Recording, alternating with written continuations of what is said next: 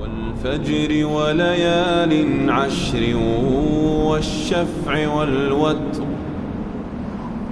Assalamu alaikum warahmatullahi wabarakatuh. My brothers and sisters, we were going through the story of Prophet Ibrahim alayhi salam, and anyone that really reads or listens to his story, you can see the themes that are very recurring. Ibrahim being tested by Allah subhanahu wa ta'ala, his unwavering trust in Allah Almighty, and his love for Allah, and how he lived a life of tawheed where his heart was always connected to his Creator Jalla Jalaluhu. Allah subhanahu wa ta'ala tested Ibrahim numerous times, and every time he would show how devoted he was to Allah subhanahu wa ta'ala. And one of these tests was when Allah gave him a child, a beautiful child, Ismail alayhi salam, from Hajar. So then Allah told him to take Hajar and Ismail to where Mecca will be, in this valley. And it is described in the Quran as وَادٍ غَيْرِ ذِي زَرْعٍ عِنْدَ بَيْتِكَ الْمُحَرَّمِ. Ibrahim himself described it as a valley with no vegetation, right? No one lives there. It is a desert. There's no one there. There's no city. There's no town. There's no water. There's no food. It's a barren wasteland. Yet Ibrahim is told to take his wife Hajar and her son Ismail, his son Ismail, there. And he does. And once they get there, he's told to leave them. Now I want you to really think about that. Leaving your wife and child in the middle of nowhere. They only have a little bit of water and some dates to survive however long by, and after that Allah knows what will happen. But Ibrahim was told to leave, and Ibrahim listened to Allah subhanahu wa ta'ala. And when he walked away, Hajar walked behind him, like Ibn Kathir mentions, and she said to him, "Are you going to leave us here? Are you truly going to leave us here?"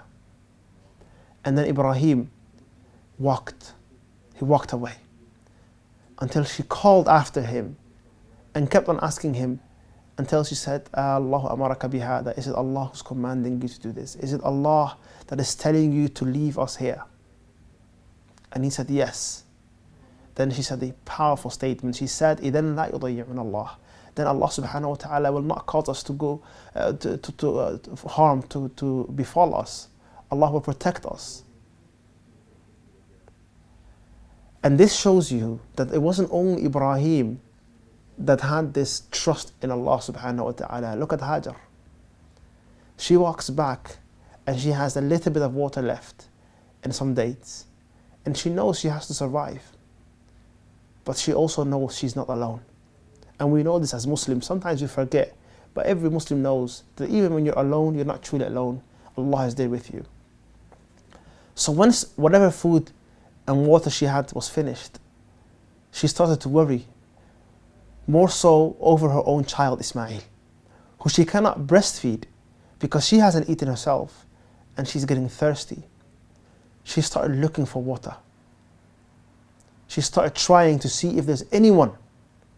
And she ran between the two hills that are known as Safa and Marwa. One time she would go to the Safa, climb it, look around to see if she can see anybody, anything, any sign of life, anything that she can do. And then she would go down and rush until she gets to the other hill, and then she would do the same thing. She did this 7 times, back and forth in that valley alone, worried, but trusting that Allah subhanahu wa ta'ala will help her. And another lesson that you can learn here is that even when you trust Allah subhanahu wa ta'ala, it doesn't mean you should sit somewhere and not do anything. Tawakkul, which is trust in Allah, should always be accompanied with action. So you put your trust in Allah and you try to do something about whatever you are facing. Hajar didn't sit next to her child Ismail and just waited for Zamzam to appear or waited for a miracle to appear.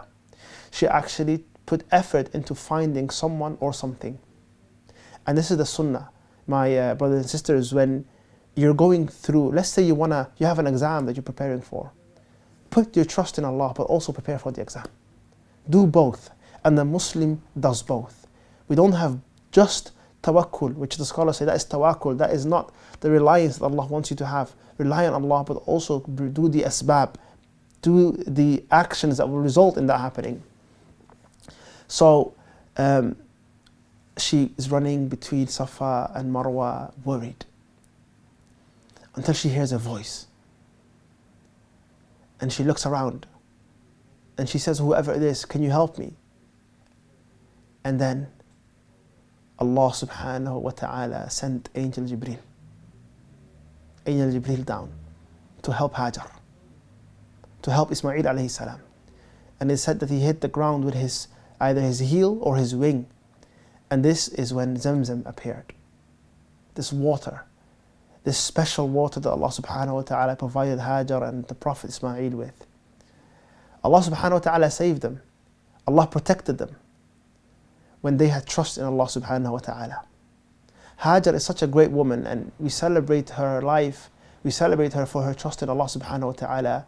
And we remember that every time anyone goes for Hajj and Umrah, every time anyone goes for Hajj and Umrah, and they're walking between the Safa and Marwa, tracing the footsteps of Hajar, when she was trusting in Allah subhanahu wa ta'ala and seeking this water, and Allah subhanahu wa ta'ala gushed forth the Zamzam well.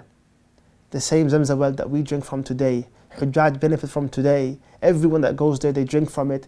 And it's not even regular water, it's a special water. It is the water that you drink when you are sick. It is water that you drink when you're hoping something from Allah subhanahu wa ta'ala. It can, the Prophet in a hadith, it is طعام طعم وشفاء سقم. It can be something for you to sustain yourself with as a food, and it can also be a form of healing for you. In another narration, the Prophet ﷺ said, ماء زمزم لما شرب له. The Zamzam water is for that which you drink it with. Every time someone goes to Hajj, they bring back Zamzam water for their families. All of this barakah and these blessings from that day.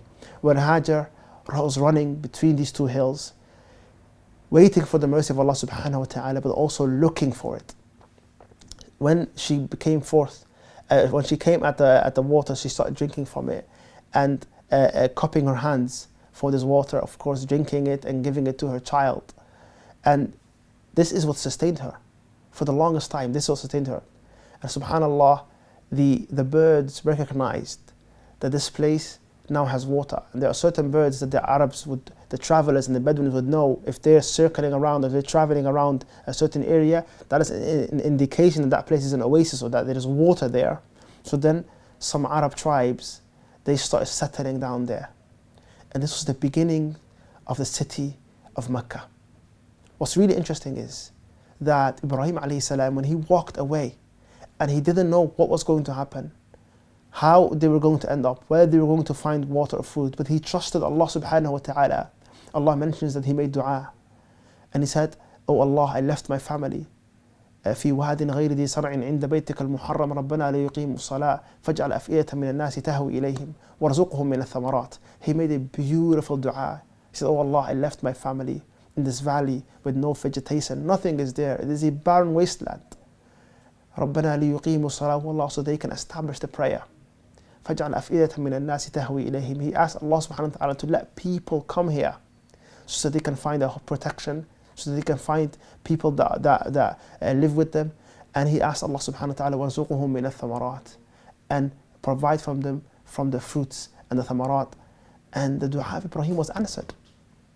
Again, a story of a trial, trust in Allah subhanahu wa ta'ala, and then Allah subhanahu wa ta'ala blessing them. This is the story of Zamzam, the story of Hajar, and the story of Ibrahim alayhi salam. Young Ismail will be growing up in this new area now. This place will become Mecca.